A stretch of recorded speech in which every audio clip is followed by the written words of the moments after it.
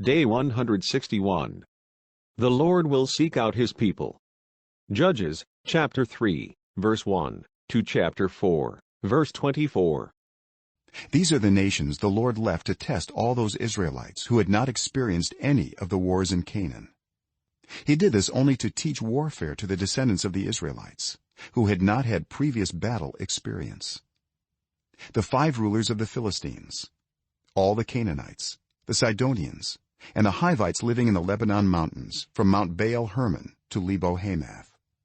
They were left to test the Israelites, to see whether they would obey the Lord's commands, which he had given their ancestors through Moses. The Israelites lived among the Canaanites, Hittites, Amorites, Perizzites, Hivites, and Jebusites. They took their daughters in marriage and gave their own daughters to their sons and served their gods. The Israelites did evil in the eyes of the Lord. They forgot the Lord their God and served the Baals and the Asherahs. The anger of the Lord burned against Israel, so that he sold them into the hands of Cushan-Rishathaim, king of Aram-Naharaim, to whom the Israelites were subject for 8 years. But when they cried out to the Lord, he raised up for them a deliverer, Othniel, son of Kenaz, Caleb's younger brother, who saved them.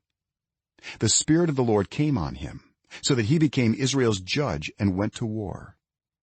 The Lord gave Cushan-Rishathaim, king of Aram, into the hands of Othniel, who overpowered him. So the land had peace for 40 years, until Othniel, son of Kenaz, died. Again the Israelites did evil in the eyes of the Lord, and because they did this evil, the Lord gave Eglon, king of Moab, power over Israel. Getting the Ammonites and Amalekites to join him, Eglon came and attacked Israel, and they took possession of the city of palms. The Israelites were subject to Eglon, king of Moab, for 18 years.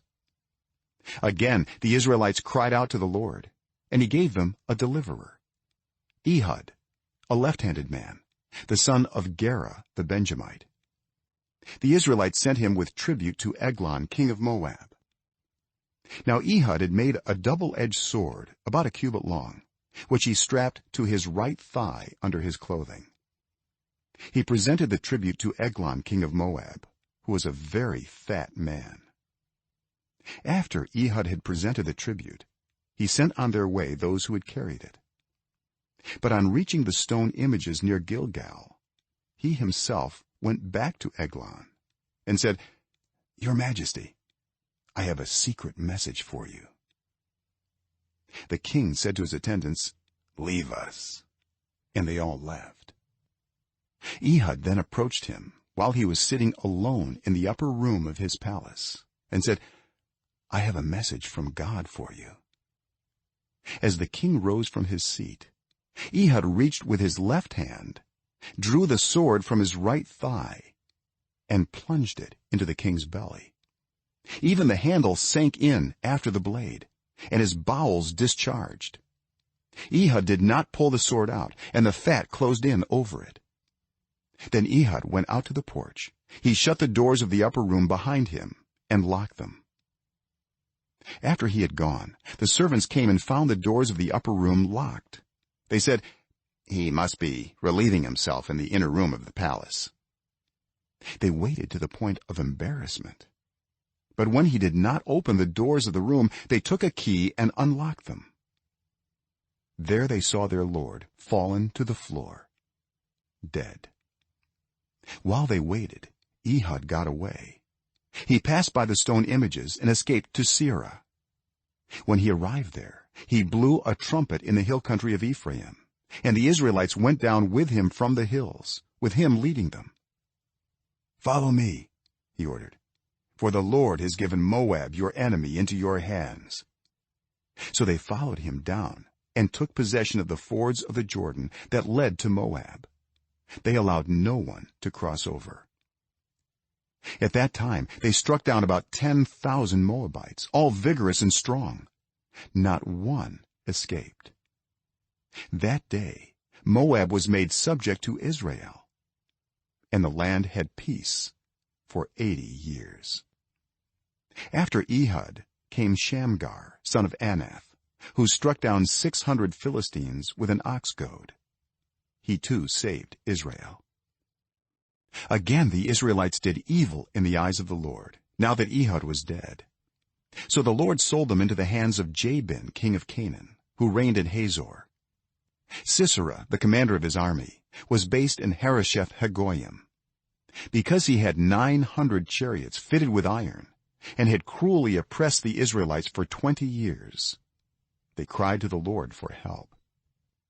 Now Deborah, a prophet, the wife of Lapidoth, was leading Israel at that time. She held court under the palm of Deborah between Ramah and Bethel in the hill country of Ephraim, and the Israelites went up to her to have their disputes decided. She sent for Barak son of Abinoam from Kedesh in Naphtali, and said to him, "The Lord, the God of Israel, commands you, go, take with you 10,000 men of Naphtali and Zebulun and lead them up to Mount Tabor. I will lead Sisera, the commander of Jabin's army, with his chariots and his troops to the Kishon river and give him into your hands." Barak said to her, "If you go with me, I will go. But if you don't go with me, I won't go."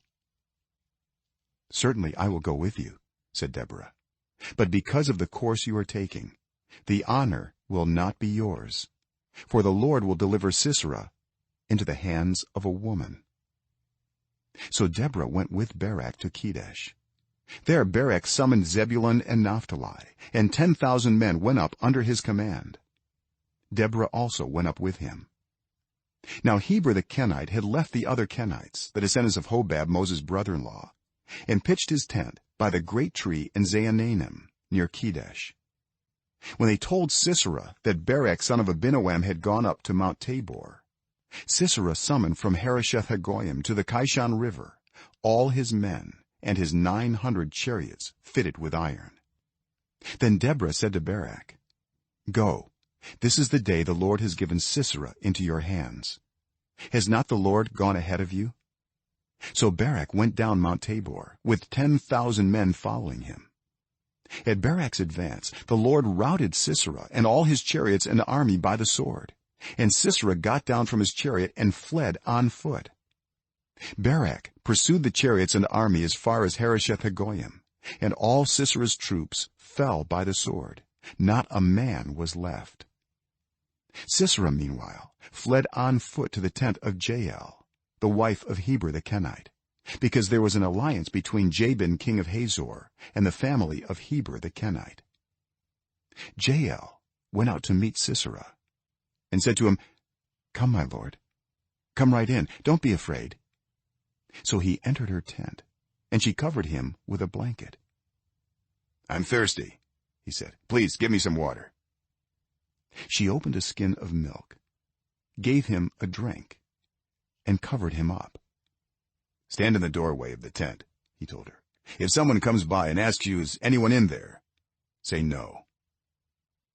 But Jael, Heber's wife, picked up a tent peg and a hammer and went quietly to him while he lay fast asleep, exhausted.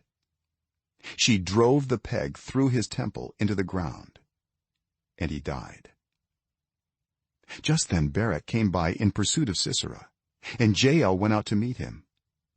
"Come," she said, "I will show you the man you're looking for."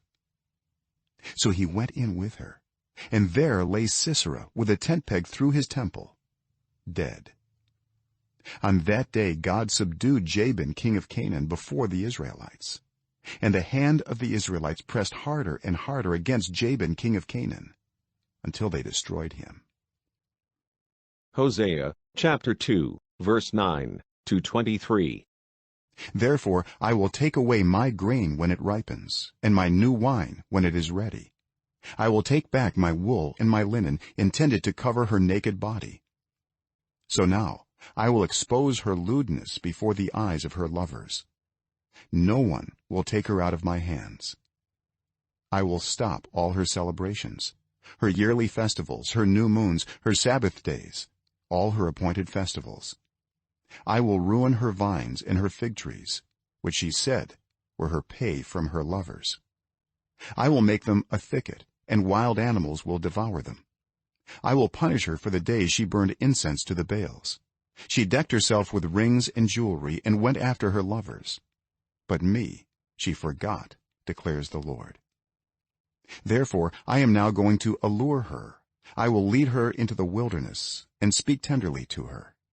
There I will give her back her vineyards and will make the valley of Achor a door of hope. There she will respond as in the days of her youth, as in the day she came up out of Egypt.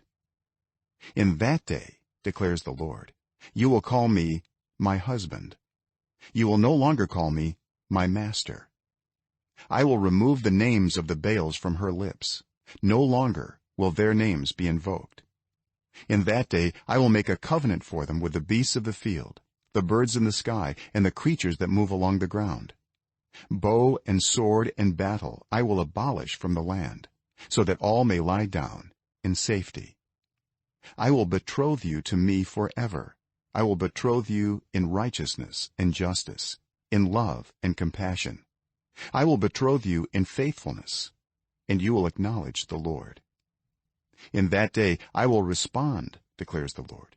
I will respond to the skies, and they will respond to the earth, and the earth will respond to the grain, the new wine and the olive oil, and they will respond to Jezreel. I will plant her for myself in the land. I will show my love to the one I called not my loved one.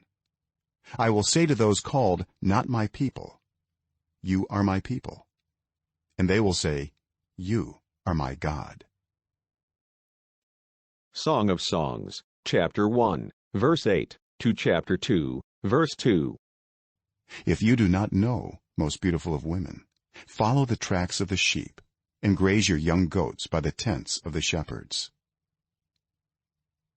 I liken you, my darling, to a mare among Pharaoh's chariot horses.